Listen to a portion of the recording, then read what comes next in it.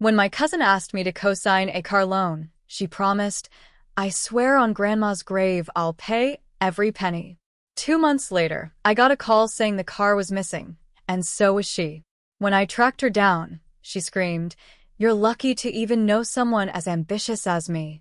I walked away, filed a theft report, and watched her get hauled out of her new boyfriend's house in cuffs. I never thought I'd be one of those people who said, "Don't ever co-sign a loan for family." But here I am. Lesson learned the hard way. It all started last July. I was finishing up a long shift at the hospital in Louisville when my cousin Dana called me, crying. I hadn't talked to her in months, maybe a year. We grew up together like sisters, but in our 20s, we drifted apart. She always had chaos around her. She dropped out of 2 colleges, had 3 jobs in 1 year, and moved apartments like she was on the run. I tried to help her a few times, but she never followed through. Still, hearing her sob on the phone pulled at something in me. She told me she had landed a new job in Nashville. Something about marketing or helping artists. It sounded vague, but I didn't push. She said she needed a reliable car to get to work and build a new life. She swore up and down she'd take care of it. "I swear on Grandma's grave I'll pay every penny. I just need someone to help me get the loan.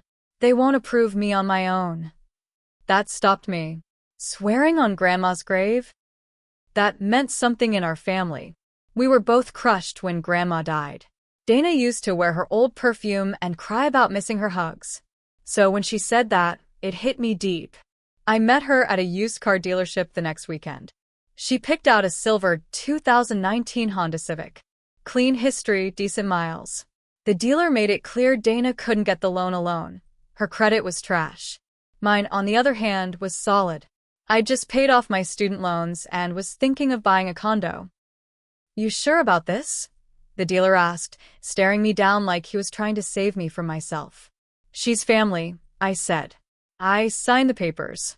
For the first couple months, things went fine. Dana sent me screenshots of payments. She called me once in early September, sounding upbeat. Said her job was going great. She was making connections, whatever that meant. But then, silence. No texts. No payments. At first, I figured she was busy. But after 3 weeks of nothing, I started to worry. I called her. Straight to voicemail. I texted. No reply. I tried her Instagram. She'd posted a story of herself in some rooftop bar, laughing like nothing was wrong. I called the lender. That's when the pit in my stomach grew into full-blown panic. "Miss Cross, no payments have been made since early September," the woman said. "We've also lost contact with the vehicle's GPS. It looks like the tracker was disabled." I sat there, holding the phone, staring at the wall. I asked if there was anything I could do. "You're responsible for the balance," she said. "As a co-signer, you're legally on the hook." I drove down to Nashville on a Sunday. I went to the last place she told me she lived, a rundown apartment complex off Charlotte Avenue. Her name was still on the mailbox, but the place was empty. I knocked anyway. Some guy opened the door, looked confused, and said, "She moved out a while ago." I asked around. One neighbor said she saw Dana loading up a car with boxes a few weeks back. That was it. I tried everything, email, Facebook, even reaching out to her old friends. No one had heard from her. One girl told me Dana was probably just doing her thing, like vanishing without warning with some brave act of independence. I finally sent her a message. "If you don't call me in 24 hours, I'm filing a theft report." She read it. Never responded. So I filed the report. 2 weeks later, I got a call from the Murfreesboro police. They found the car. It was parked outside some guy's house in a residential neighborhood, not far from MTSU. They ran the plate, checked the VIN, and confirmed it was Dana's Civic. I drove down again, this time with a police escort. We waited on the street while the officer knocked on the door. A skinny guy with greasy hair opened it. He looked hungover or high, maybe both. Dana came to the door a few seconds later, wearing an oversized hoodie and flip-flops. Her hair was in a bun, no makeup, and she looked annoyed, like I was the problem. "Oh my God," she said, laughing like this was a joke. "You came all this way?" Ist sehr daher. "You stole the car. You stopped paying. You lied to me. She rolled her eyes. Stole? Please. You co-signed. It's mine just as much as yours. You disabled the tracker. You stopped paying for 2 months. What did you expect? She folded her arms and raised her voice. You're lucky to even know someone as ambitious as me. I'm building something. You think I'm going to spend my life clocking into some miserable hospital like you? You don't get it. I didn't say anything. I just looked at her, this person I used to call my sister, now screaming at me like I was some stranger trying to hold her back. The cop stepped in. Ma'am, you need to come with us. She didn't fight. She kept ranting as they cuffed her. You're gonna regret this. I swear, you are. I'm gonna be something one day. They put her in the back of the squad car. I didn't watch her drive away. I just stood there, next to the car that wrecked my credit, wondering how I ever believed her. After Dana got arrested, things didn't settle down like I hoped they would. I thought maybe that was it. She'd get a wake-up call, the car would get repossessed, and I could start repairing the damage.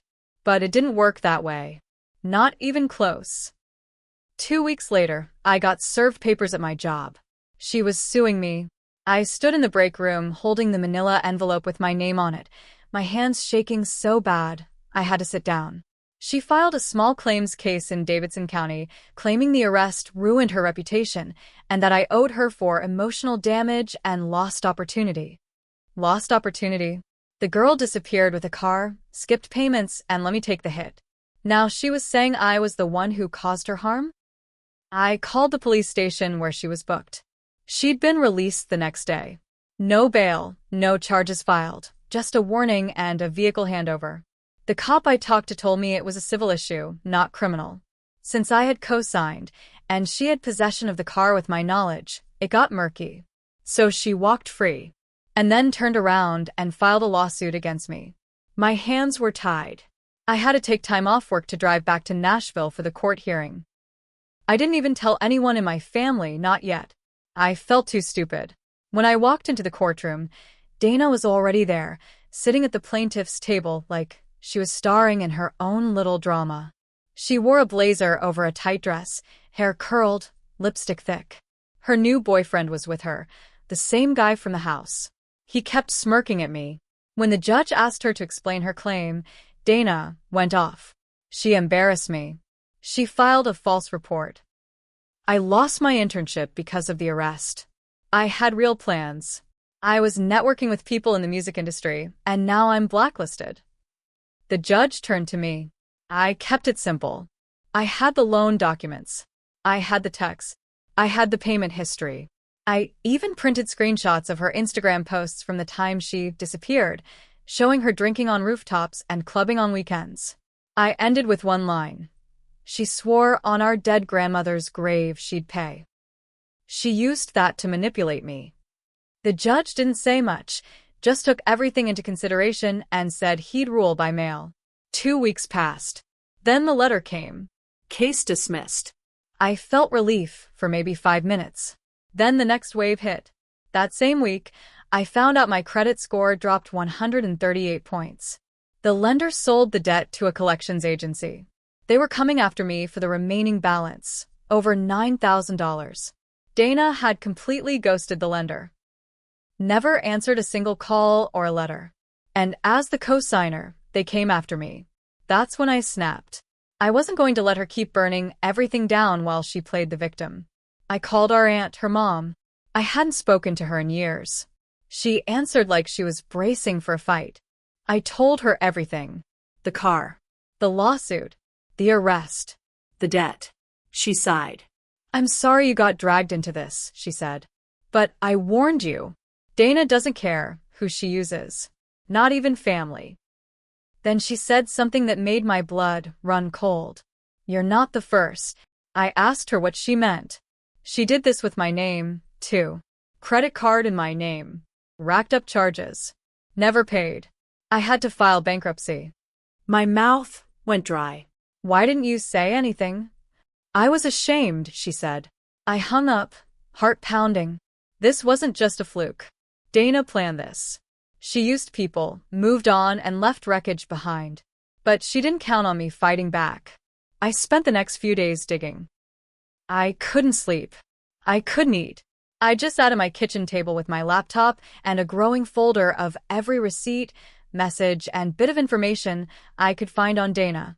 I started connecting dots I hadn't seen before.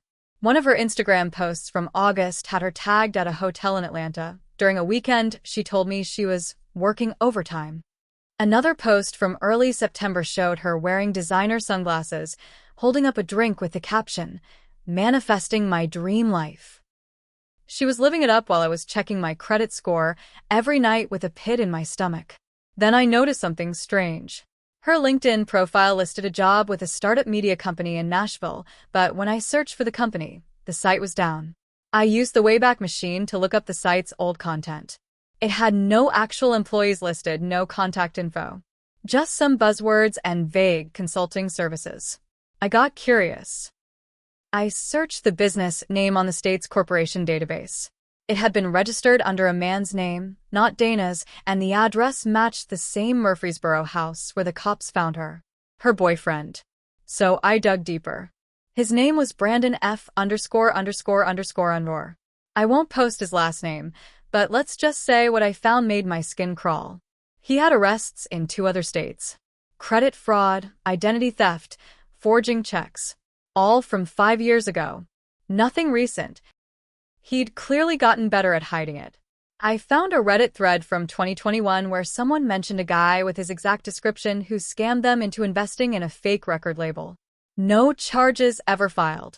Suddenly, it clicked. Dana wasn't just lying. She was working with someone who made a living out of lies. This wasn't just a bad choice or immaturity. She was part of a full-blown scam. And I was just one of many stepping stones. I called the collections agency and asked if they had a forwarding address for Dana. Of course, they didn't.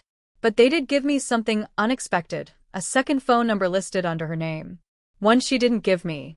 I Googled it and found it tied to a Craigslist ad from 6 weeks ago. Marketing services for musicians. Full packages available. Branding, EPK's strategy. Serious clients only.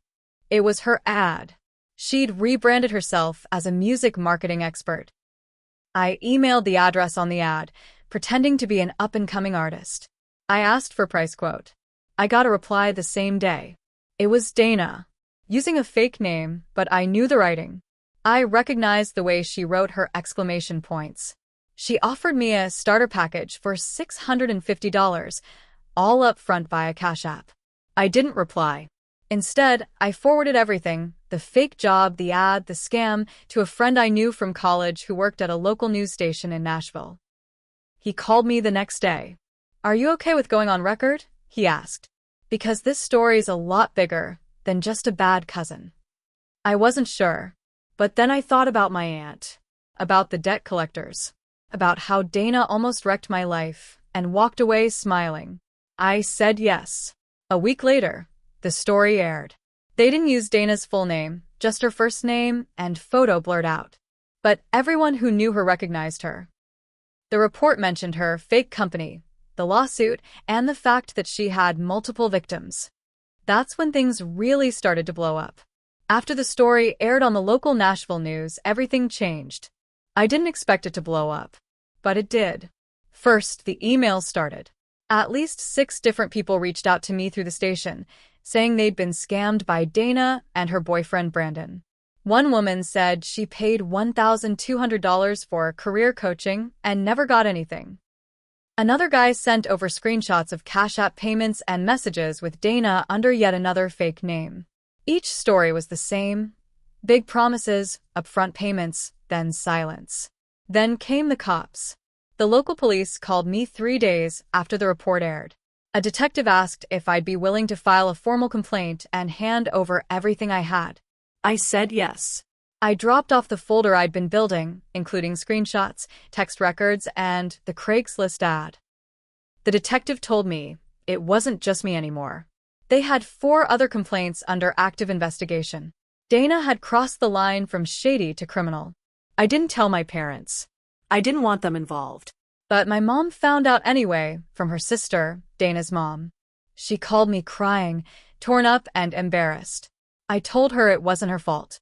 That's when she said something I'll never forget. She's going to drag the whole family down with her. I thought she meant it figuratively. But it was literal. 2 days later, I got another call from my bank. Someone tried to open a credit card under my name using my social security number. The application got flagged. They froze my account, and I spent the next few hours in the bank's office, verifying my identity. The branch manager was nice, but serious. "This looks like someone close to you got access to your information," she said. "Did you ever give out your documents?" I did. When I co-signed for Dana. The dealership had made copies of my ID, my pay stubs, even my SSN. She had access to all of it, and she kept it. I filed a police report that same day. That was the final straw for me. I called the detective and asked straight up, "Is she going to get arrested or what?" He said they were building a case. But unless someone caught her in the act or they got a warrant approved, it could take weeks, maybe months. So I did something I never thought I'd do. I called her. I used *67 to block my number and dialed the number from the Craigslist ad. She picked up after 2 rings. "Hello." It was her. Calm, sweet voice, like nothing ever happened. "Hey," I said. "Looking for Dana." Pause. "Who's this?" "You know who it is." Silence. "You used my name. You wrecked my credit. You tried to open more accounts in my name." "What? Running out of suckers?" She didn't even try to lie. She just laughed. "You have no idea how this game works, do you? You're playing checkers." "I'm playing chess." My hand tightened around the phone. "The police know. The station aired the story. They're watching you." "So what?" she said. "You think I'm staying in Tennessee? I'm already gone." Click. She hung up. I was shaking. Furious. But something about that last line stuck with me. "I'm already gone." I called the detective again. I told him everything. He said they had an open warrant out for Dana now, and they were tracking her down. That was on a Thursday. By Monday morning, I got the call. They caught her trying to rent a car in Paducah, Kentucky using a fake ID. Brandon was with her. When they ran her fingerprints, everything came up. The unpaid loans. The fraud reports. The active warrant. She was arrested on multiple counts: fraud, identity theft, and violating probation from an older charge I didn't even know she had. Brandon tried to run. He got tackled in the parking lot by a state trooper. When I got the email from the DA's office asking if I'd testify, I said yes, without blinking. I flew down for the trial 3 months later. I sat in that courtroom and told the judge everything. Every lie. Every debt. Every betrayal. Dana sat across from me in an orange jumpsuit, staring at the floor. Her lawyer tried to play it off, like a misunderstanding. "A troubled young woman caught up with the wrong man," he said. But the evidence was stacked high. And the other victims were there too. One by one, they stood up and told their stories. One woman cried while talking about losing her rent money. A man said he couldn't pay his own medical bills after Dana emptied his account. The judge sentenced her to 5 years. 3 in prison, 2 probation. Brandon got 7. After the sentencing, she looked back at me as they walked her out. Not a tear in her eye. "You ruined my life," she said. I just stared back. "You did that yourself. It wasn't a happy ending." My credit was still damaged. I had to fight with the collections agency for months to get the debt dropped, even with the court ruling. I still get anxious every time I check my credit report. But I learned something. Sometimes, family is the most dangerous lie of all. And swearing on grandma's grave? That doesn't mean anything if you're the kind of person who'd sell your soul for a few bucks and an Instagram caption.